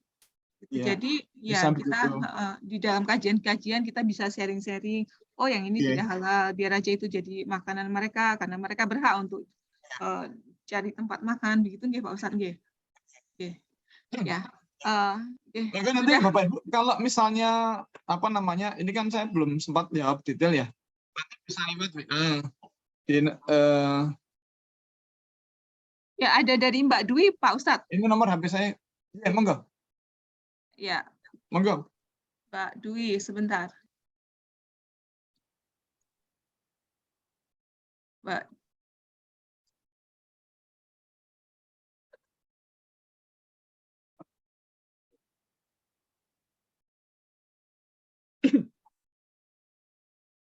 Mbak Dwi bisa langsung saja disebutkan pertanyaannya, saya nyari-nyari ke atas ini, belum ketemu. Monggo Mbak Dwi, mumpung Pak Ustadznya masih membolehkan kita tanya nih.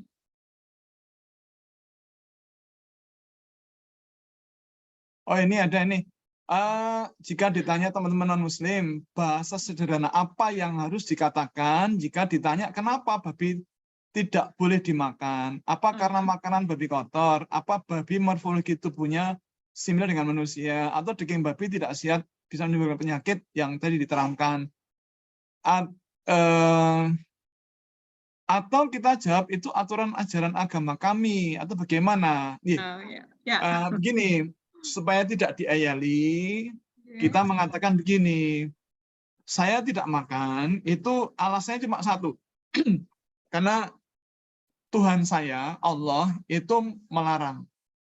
Dan Allah itu tahu persis kenapa kemudian kita dilarang, itu tahu persis sebabnya apa.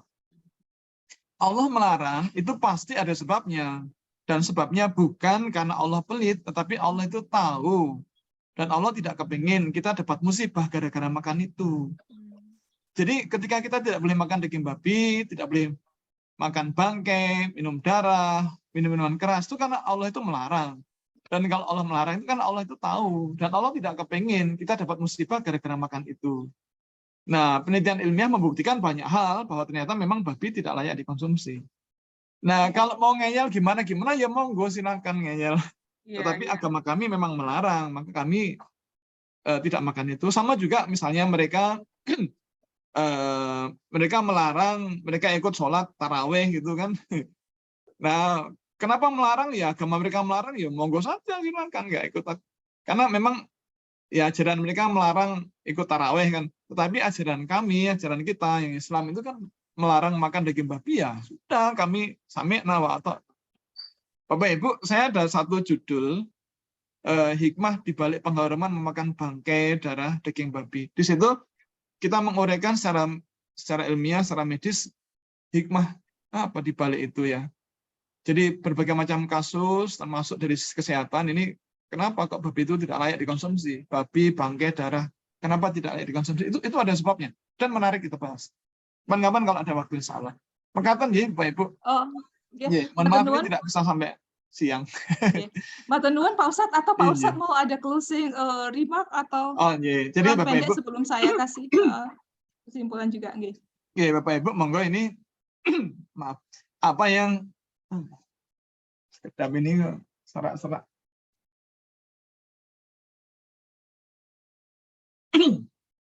Monggo lu munjuk. Nggih, matur nuwun. Nggih, Bapak Ibu.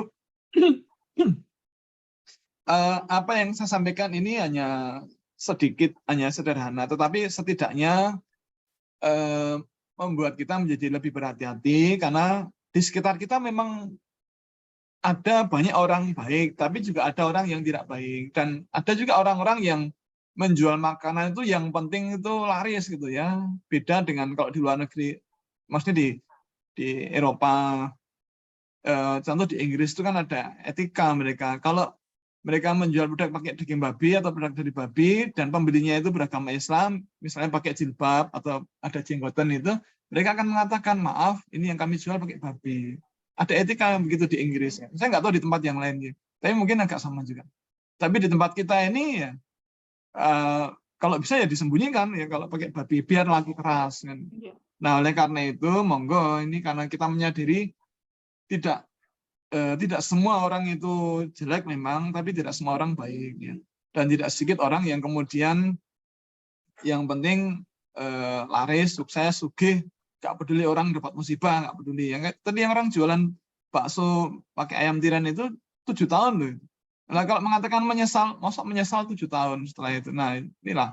Maka monggo sekali lagi Bapak Ibu, jangan sampai ada makanan haram yang masuk ke dalam tubuh kita. Kalaupun kemarin sudah masuk ya nggak apa-apa. Mudah-mudahan Allah memaafkan gitu ya. Allah mengampuni, dan semoga sekali lagi dengan kehati-hatian ini mengantarkan kita ke surga di dunia wal akhirah. Demikian Bapak Ibu, semoga panjenengan semuanya diparingi Allah hidup yang bahagia, damai, sentosa selamanya bersama keluarga tercinta di dunia wal akhirah. Mohon maaf atas khilaf. Assalamualaikum warahmatullahi wabarakatuh.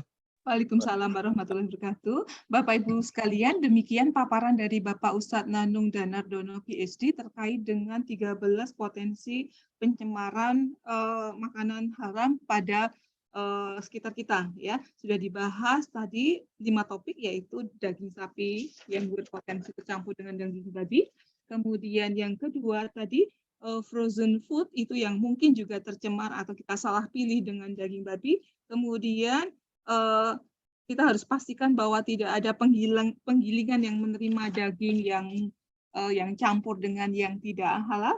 Kemudian jika kita memilih pakai daging kambing, pastikan itu bukan B1 atau dog meat begitu ya. Dan yang kelima, pastikan daging ayam yang kita beli bukan daging ayam bangkai atau tiren. Kemudian tadi terima kasih kepada Ibu Wisnu, Ibu Anin, Ibu Dia, dan Ibu Dwi yang sudah bertanya dan merespon ceramah dari Pak Ustadz. Ceramah dari Pak Ustadz itu mengingatkan kembali kepada kita bahwa penting sekali bagi kita untuk berikhtiar untuk mencari makanan halal, karena merujuk pada Quran juga bahwa Allah sudah membagi-bagi mana makanan yang boleh kita makan, mana yang tidak. Kemudian kalau ada yang bertanya, kenapa kok Allah menciptakan babi gitu ya, padahal itu diharamkan gitu ya. Mungkin itu cobaan bagi kita begitu. Baik, itu saja yang bisa saya sampaikan. Layar Zoom saya kembalikan kepada Om Dudi. Monggo Om. Ya, matur nuwun Jeng TV. Alhamdulillah. Tema pagi ini menarik ya Ustadz. Pertanyaan saya, tadi kan temanya pada 12 macam, baru sampai ke 5 ya Ustadz Nanung. 13. Insya Allah nanti ada kelanjutannya ya Ustadz. Ya Insya Allah ada. Alhamdulillah. Ya, matur nuwun. Sebelum ditutup seperti biasa kita ambil gambar dulu ya Ustadz, Pak Carek.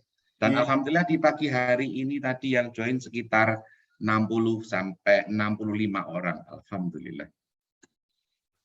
Pokok Bapak Ibu pic-nya bisa ditampilkan ya, kita ambil gambar. Monggo.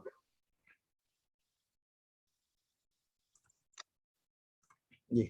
1 2 3. Berikutnya 1 2 3. Sampun. Oke, alhamdulillah. Sebelum diakhiri dengan doa, ada pengumuman, yaitu insya Allah yang akan hadir di Sabtu depan adalah Dr. Haji Khairul Ummah dari ITB, alumni teladan juga ini Ustaz, alhamdulillah. Kemudian saldo zakat infak sedekah yang ada di rekening Adem GAT sebesar 25.540.000, kemudian saldo wakafnya ada 112.650.000. Ya, begitu. Ustadz Nanung, monggo bisa diakhiri dengan doa dulu, ya, Ustadz. Ya, monggo. Saya yang mimpin ini. Ya, Ustadz. Oh, ya. Baik, Bapak Ibu, mari kita sejenak tundukkan kepala kita bermunajat kepada Allah Subhanahu wa taala. Semoga Allah memperkenankan kita hidup bahagia, tenang, tentram, damai, sentosa selamanya di dunia wal akhirah. Amin. Liridha ilah bi syawati rasul al-Fatihah. A'udzubillahi minasyaitonir rajim. Bismillahirrahmanirrahim. Alhamdulillahirabbil alamin, arrahmanirrahim, maliki yaumiddin, iyyaka na'budu wa iyyaka nasta'in. Ihdinas shiratal mustaqim, shiratal ladzina an'amta 'alaihim ghairil maghdubi 'alaihim waladdallin. Amin. Bismillahirrahmanirrahim. Alhamdulillahi rabbil alamin. Hamdan syakirin, hamdan na'imin, hamdan yuafi ni'amahu wa yukafi'u mazidah. Ya Rabbana lakal hamdu kama yanbaghi li jalali wajhikal karim wa atimi sultanik. Allahumma sholli wa sallim wa barik ala sayyidina Muhammadin wa ala alihi wa sahbihi ajma'in. Allahumma ghafir lil mu'minina wal mu'minat wal muslimina wal muslimat al ahya'i minhum wal amwat. Innaka antas sami'un qaribun mujibu da'wat. Allahumma ghfir lana wa li ikhwan sabaquna bil iman wa la taj'al fi qulubina khilalatin amanu rabbana innaka ra'ufur rahim. Rabbana taqabbal du'a innaka antas sami'ul alim wa tub alaina innaka at-tawwabur rahim. Allahumma ahyina bil iman wa amitna bil iman wa akhrijna minad dunya ma'al iman wa adkhilna jannah ma'al iman. Allahumma nawwir qulubana bi nuri hidayatika wa yassir lana asratan bil khair. Allahumma ya muqallibal qulub tsabbit qulubana ala dinik wa ala ta'atik. Allahumma asirna minan nar. Allahumma asirna minan nar. Allahumma asirna minan nar ya Allah. Allahumma inna nas'aluka ridhaka wal jannah wa na'udzubika min sakhatika wan nar. Rabbana hab lana min azwajina wa dzurriyyatina qurrata a'yun waj'alna lil muttaqina imama. Rabbana atina fid dunya hasanah wa fil akhirati hasanah wa qina adzabannar. Wa adkhilna jannata ma'al abrar. Ya Aziz, Ya Ghafar, Ya Rabbal Alamin, bi rahmatika ya arhamar rahimin. Subhana rabbika rabbil izzati amma yasifun, wassalamun al mursalin walhamdulillahi rabbil alamin. Assalamualaikum warahmatullahi wabarakatuh. Waalaikumsalam warahmatullahi wabarakatuh. Saya mohon pamit, Gi. Jazakallah khairan katsir. Terima kasih Ustaz. Bapak Ibu yang kami hormati, saya Muhammad Dudi dan Eko Putranto beserta teman-teman ngaji. Mohon maaf ya kalau ada salah dan khilaf dari kami. Insya Allah kita akan berjumpa lagi di Sabtu depan di jam yang sama. Moga pengajian pagi hari ini kita tutup bersama dengan membaca doa kafaratul majlis. Subhanakallahumma wa bihamdika asyhadu an la ilaha illa anta astaghfiruka wa atubu ilaik. Nuwun billahi taufiq wal hidayah. Assalamualaikum warahmatullahi wabarakatuh. Waalaikumsalam warahmatullahi wabarakatuh. Nuwun semuanya. Assalamualaikum warahmatullahi wabarakatuh.